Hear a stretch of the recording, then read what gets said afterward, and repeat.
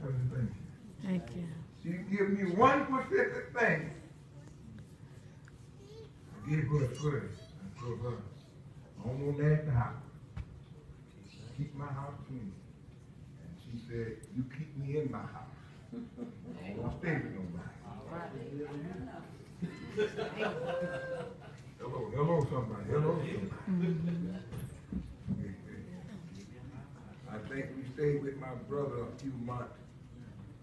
And we were in a room for him. We stayed in our room. Then our room in the kitchen. Until we could get up into our own place. But that's it. Oh, we don't know. It matters that they have the same heart toward God that you do.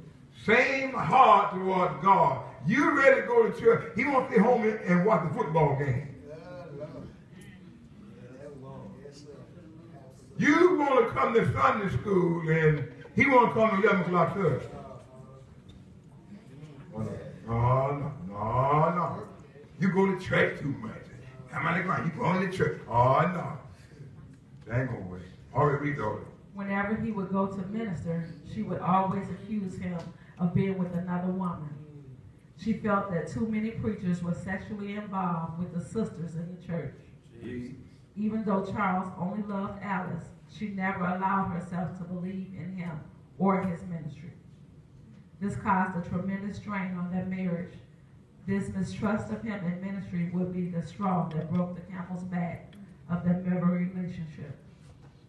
The adultery she accused him of eventually is what she, fall into herself. That's what she did. See, that's why I said judge. See that? Right back on her. She the one done that. Okay, come on. After only 2 years of marriage, she divorced him for another man she had begun to become involved with intimately. Her reason for leaving, she told him, she did not want to be married to a preacher. Read.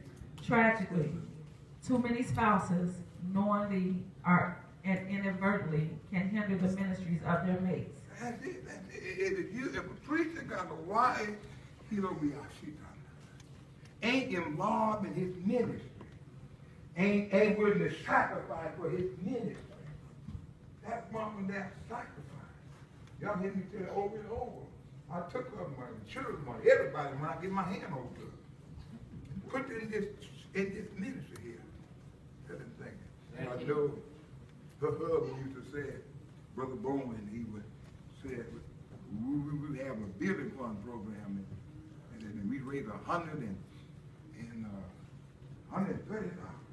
He said, ooh, he said, my God sure blessed us. Didn't he for these two little folks? God blessed us. I said, meanwhile, I put $100 in. And congregation gets better. But she was willing to sacrifice what with her? She put towels out in here. She was willing. She did. Willing. She wasn't at home mad with me because I wasn't at home with her. That woman can make or break you. Yes, sir. I heard one preacher say, he said, I can let my wife don't come to church. She wore him in the church that she is. I said, yes, sir, I'm glad she don't come. She all over everywhere. She that far. Wow. That's something. Yes, sir. Don't help at all in the ministry.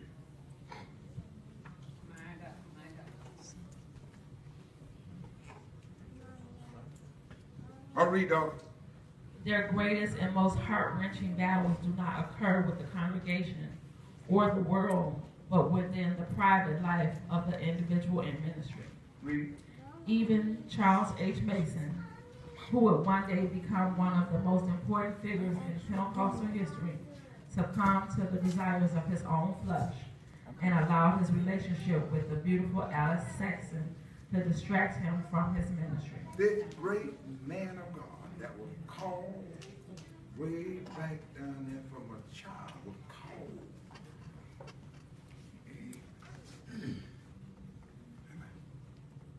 That was going to do great work, and yet he got that word distracted. Distracted. Read. The disastrous aftermath of these circumstances not only led him to discontinue ministry for an extended period, but it brought him to the point of depression. He stopped preaching. And even contemplated suicide. And even contemplated suicide. You can hardly believe this great man went through all that. It's hard to believe that. But it lets you know when you put something before God. Mm-hmm. Some of y'all got testimony in this church. You can't put nothing before God. It ain't gonna work. It ain't gonna work. I've been trying to tell you, you there for almost 49 years. It ain't gonna work. It ain't gonna work. It don't work. Read.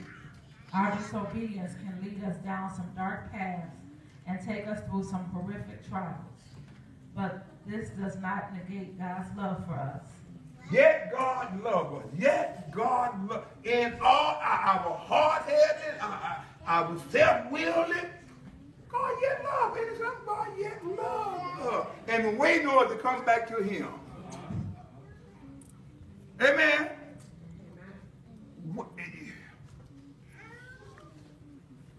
Something you can hardly forgive yourself for, but God will already forgive you. Yes. Just waiting for you to come back. That's right. Amen. Read, daughter. To the contrary, the trials we encounter due to disobedience validates God's love for us. Hebrews 12:6 states, "The Lord disciplines those He loves and chastises everyone He accepts as a son." All right.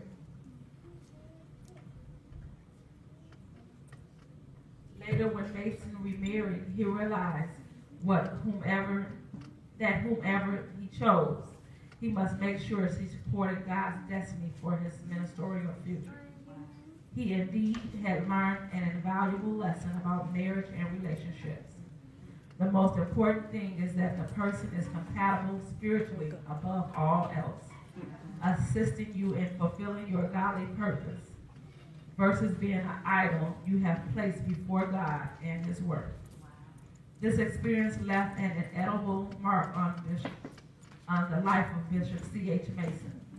It influenced his strong and adamant position in his biblical teaching that says, "Let every man have his own wife." 1 Corinthians 7:2. Let every man have his own wife. Let every man have the wife God gave him, not the one you picked. All right. Yes, sir. Read the book.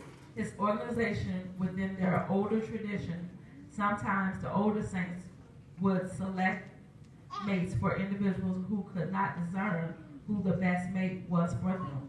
That's what they did back in those days. All right, read. Suggesting that they choose someone strong in their Pentecostal faith. The older mothers were very adamant on the biblical topic of not being unequally yoked with an unbeliever. They knew the pain it would cause those that were new to the faith. Being married should not be the focus of the believer. There is no need to remind God constantly that we are alone. I believe that this is an insult to Him. Did He not recognize it? It was not good for Adam to be alone and made a helpmeet. And made him, Adam did not go get no help. He didn't go get no bear out there. He didn't go get no cow. And then God made him a helpmeet. Now you need to wait till God make you one. All right, come on. A helper that was suitable for him. Uh-huh. In other words, He made someone compatible to him. Genesis 2:18. Furthermore, the Lord is the one who brought the mate to Adam. Genesis 2:22. If you are not married yet, God has prepared a mate compatible for you. Someone in agreement with your spiritual destiny and work in God's kingdom. How can two walk together except they be agreed? Amos 3:3. God knows what we need concerning a mate and everything else. He is able to give us someone who will walk beside us, promoting, edifying His kingdom. Charles Mason tried within his power to make the marriage work, but Alice refused to cooperate. she would separate and leave Mason, Listen to that. Come on. attempting to persuade him to cease his preaching ministry. The emotional abuse he received from her tore his heart and put him through a plethora of negative psychological gymnastics.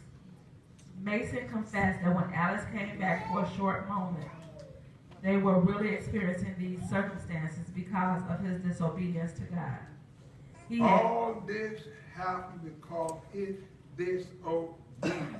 Had no business leaving God to seek her in the first place. He had completely stopped preaching the gospel. You hear what he said? Completely stop preaching the gospel. Read. Alice divorced Mason.